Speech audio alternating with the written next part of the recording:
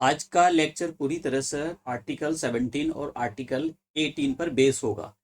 जैसे आपको पता होगा कि हमने फंडामेंटल राइट की सीरीज चलाई हुई है और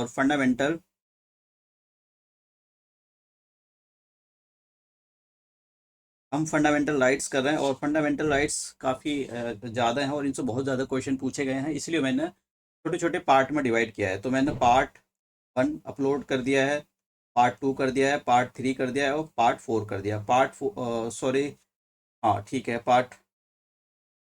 अब पार्ट 4 के अंदर मैंने आर्टिकल 16 के बारे में बात करी थी, पार्ट 3 के अंदर मैंने आर्टिकल 15 की बात करी थी। और जब मैं पार्ट 4 पढ़ा रहा था तो मुझको कुछ क्वेश्चन का जो लास्ट ईयर क्वेश्चन थे आए हुए उनका डिस्कशन करना था, लेकिन किसी टेक्निकल ग्लिच की वजह से मैं नहीं कर पाया, तो उनको मैं आज इंक्लूड करूँगा।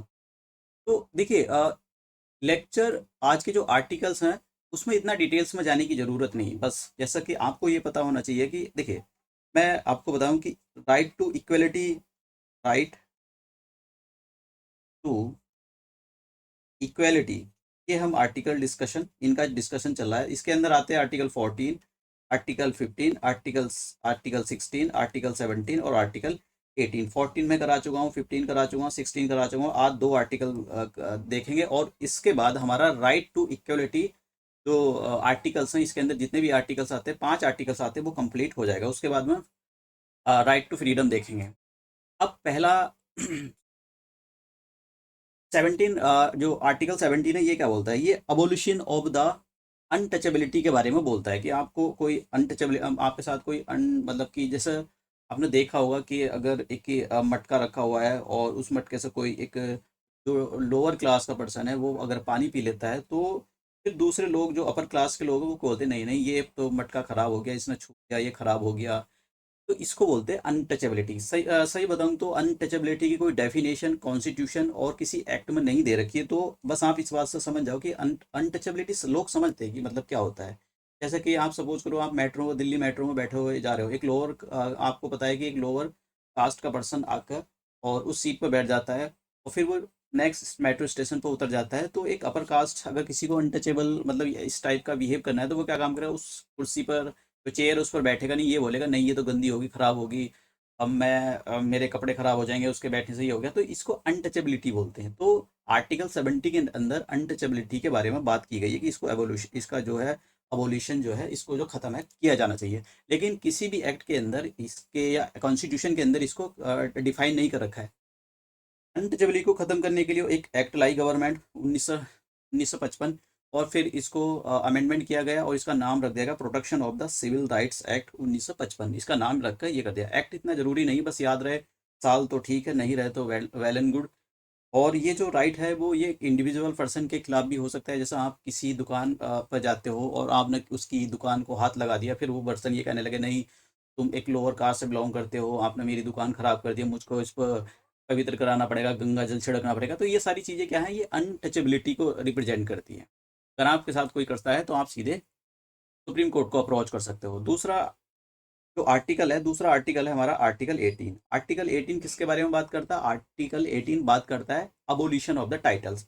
जैसे पहले इस टाइप से होता था कि राय साहब, तो अगर सपोज करो पहले देश आज़ाद होने से पहले कोई अपने नाम के आगे राज राय साहब लगाता है, तो फिर उसके बेटे भी यही लगाएंगे, राय साहब, राय साहब। या फिर तो ऐसा कोई टाइटल, देश जब से ये कॉन्स्टिट्यूशन बना है, इंडिपेंडेंस हमारा देश हुआ है, तो उसके बाद में ऐसा कोई टाइटल वगैरह इनहेरिट नहीं करेगा। कुछ एक्सेप्शन है जो मतलब की जा सकते हैं। जैसे कि मान लो कि गवर्नमेंट आपको कोई एकेडमी या फिर मिलिट्री देती है कि आपको, जैसे सपोज करो, मैं एक एग्जांपल लेता हूँ, हमने कोई बहुत अच्छा काम किया है और आपको भारत रत्न दे दिया गया। तो भारत रत्न जो है वो आपके लिए एक टाइटल का काम नहीं कर रहा है, क्योंकि आपने अच्छा काम किया इसलिए वो आपको सम्मान से नवाजा गया है, आपको सम्मान दिया गया है। वो सम्मान है, ना कि कोई टाइटल है। ठीक है। तो अब इसके बारे में आगे देखेंगे। तो भारत रत्न के बारे में थोड़ा देख लेते हैं, क्योंकि भारत जो ये जो सिविलियन अवार्ड्स अवार्ड्स होते हैं, सबसे सिविलियन अवार्ड्स की कैटेगरी में सबसे ऊपर भारत रत्न अवार्ड ही आता है। कब इसको स्टार्ट किया गया था? 1954 के अंदर इसको स्टार्ट किया गया था। और ये कोई टाइटल की तरह काम नहीं करता है कि आपको अगर कोई टाइटल दे दिया जाए, भारत रत्न मिल गया है, तो इसका मतलब ये नहीं कि आप उस टाइटल को उसको यूज़ कर सकते हो कि भाई ये देखो ये टाइटल है। तो तो ये कोई टाइटल नहीं है, ये तो आपने कोई अच्छा काम किया है, ये तो आपके सम्मान, आपने जो काम किया है, आपके काम को अच्छा सराहना करने के लिए ये आपको सम्मान दिया गया है। अब ये जो है इसको डिसकंटिन्यू कर दिया गया था, कब कर दिया गया था इसको? मोरारजी जनता गवर्नमेंट आई तो इसको मोरारजी देसाई के अंडर ये सरकार बनी थी 1970 के अंदर। देखिए 1970 से लेकर और 1980 तक, 1979 में इलेक्शन, 79 तक मोरारजी की सरकार थी। उसके बाद में इसकी सरकार गिर जाती है तो फिर इलेक्शन होते हैं, और फिर उसके बाद में इंदिरा गांधी की सरकार आती है। 1980 से लेकर 1984 तक इंदिरा गांधी की सरकार रहती है। फिर उनका 1984 के अंदर इंदिरा गांधी जी का जो है असैसिनेशन हो गया था। उसके बाद में ये क्वेश्चन यूपीएससी का क्वेश्चन पूछा गया भैया, ये जो पार्ट है ना यूपीएससी में क्वेश्चन पूछा गया था। तो और भी अवार्ड दिए जाते हैं, पद्म विभूषण, पद्म भूषण, पद्मश्री। तो ये मैं करंट अफेयर में कवर करूंगा, यहाँ पर कवर नहीं कर रहा हूँ। यहाँ पर तो मुझको थोड़ी सी चीज़ें कवर करनी थी बस। अब एक भारत रत्न के बारे में देख लेते हैं कि देखिए एक साल के अंदर मैक्सिमम एक 3 पर्सनों को दिया जा सकता है, 3 लोगों को भारत रत्न जो है दिया जा सकता है। इसको देने के लिए जो एक कमेटी बनती है जिसके अंदर से जो है उसको रिकमेंड किया जाता है, उनके नाम रिकमेंड किए जाते हैं। प्राइम मिनिस्टर रिकमेंड करता है प्रेसिडेंट को, और फिर उसके बाद में मैक्सिमम 3 लोग हो सकते हैं बस।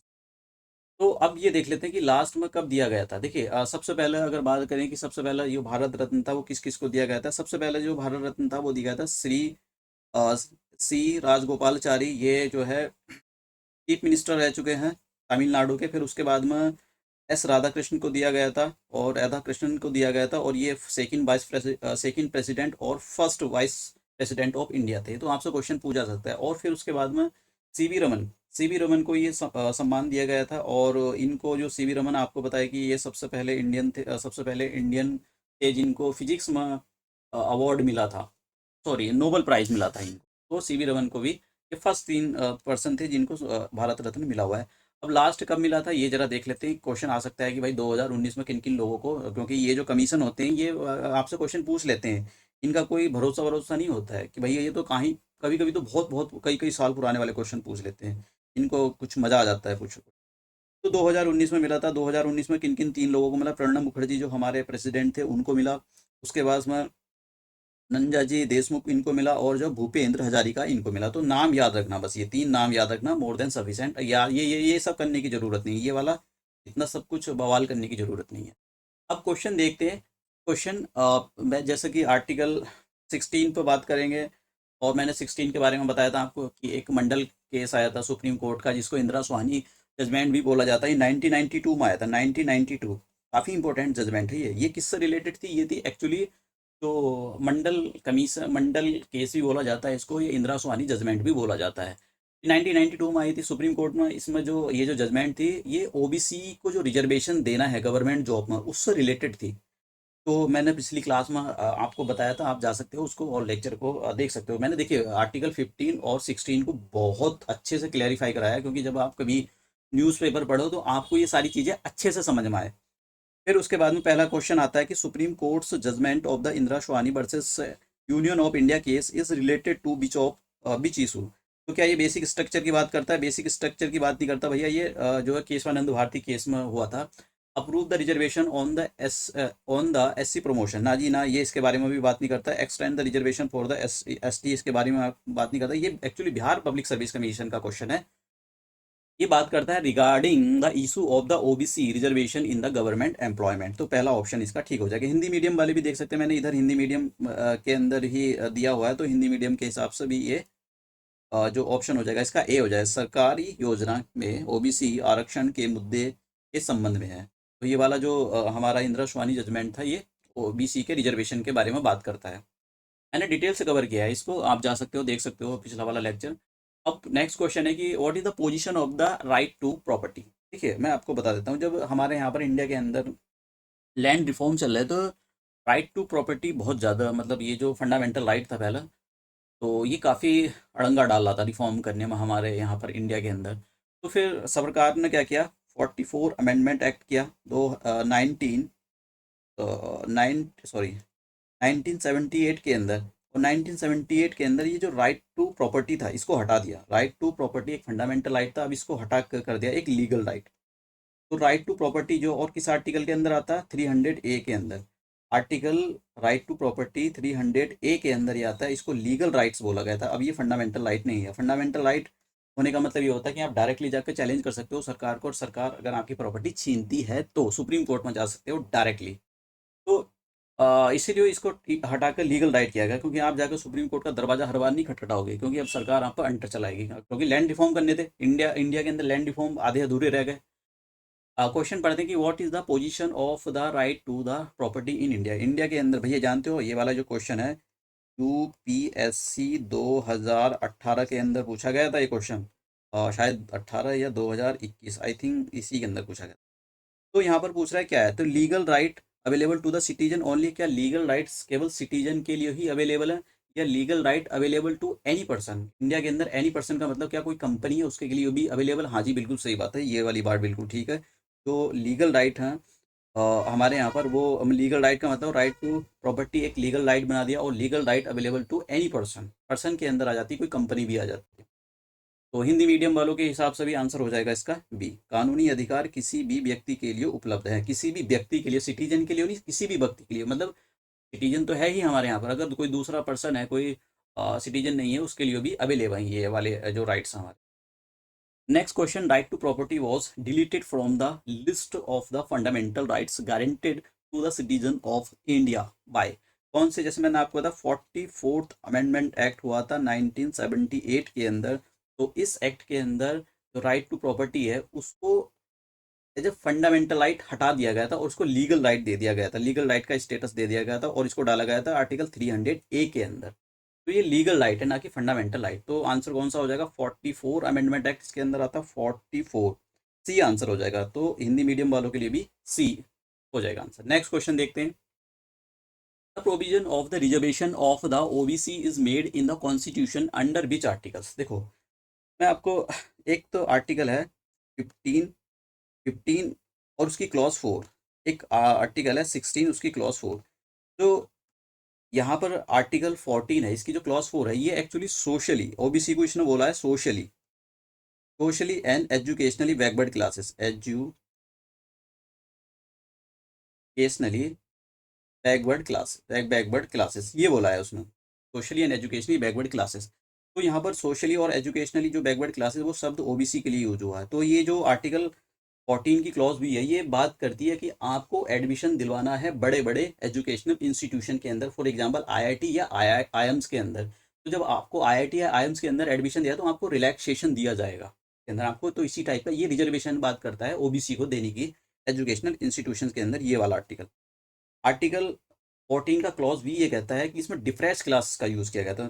ठीक है, अब यहाँ पर डिप्रेस्ड, DPREESD, डिप्रेस्ड क्लासेस।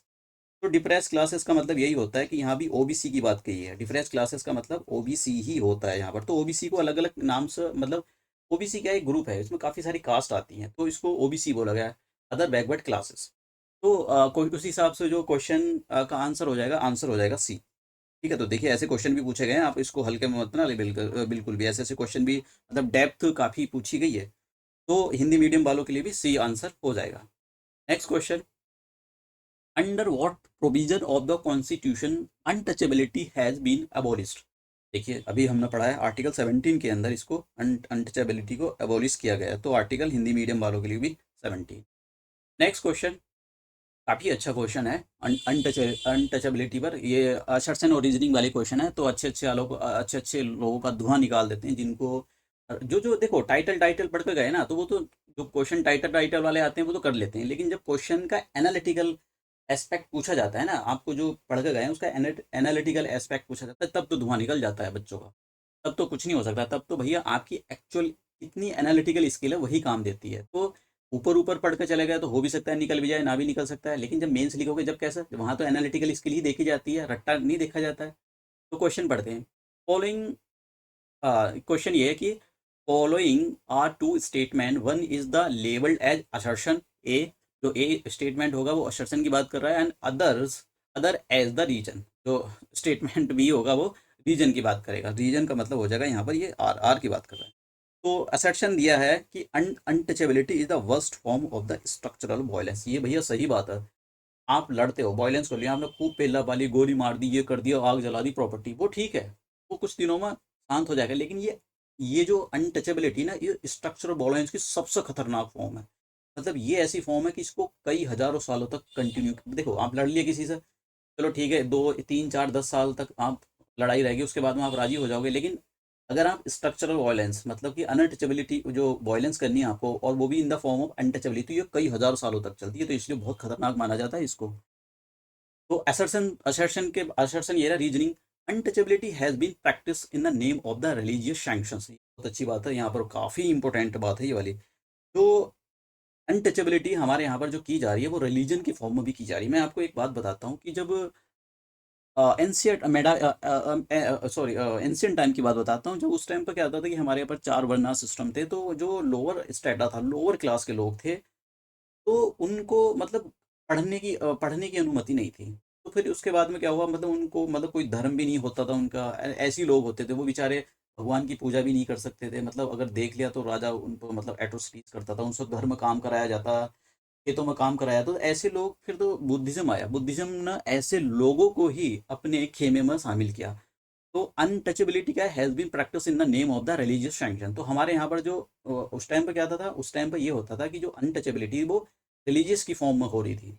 ये बात सही है। देखो ये जो आयोग है, ये UP Uttar Pradesh public service commission ने हवा निकालने के लिए आपसे पूछा था ये वाला क्वेश्चन, ठीक है। मैंने अलग अलग आयोग के अलग अलग क्वेश्चन उठाए कि आपको पता होना चाहिए कि हर एक आयोग कैसे क्वेश्चन पूछता है और कहाँ। एक बात बता देता हूँ मैं आपको, एक आयोग दूसरे आयोग का कॉपी पेस्ट करेगा, एक आयोग दूसरे आयोग का टिप्पू सुल्तान होता है, वो देखेगा कि इसने क्या बनाया तो वो उसका क्वेश्चन कॉपी कर लेगा, वो देखेगा उसका, तो काफ़ी सारे क्वेश्चन कॉपी होते हैं, इसलिए मैंने अलग अलग आयोग के सारे डिटेल में कवर कर रखे हैं। नेक्स्ट क्वेश्चन है, which one of the following categories of the fundamental rights incorporate protection against untouchability as a form of discrimination?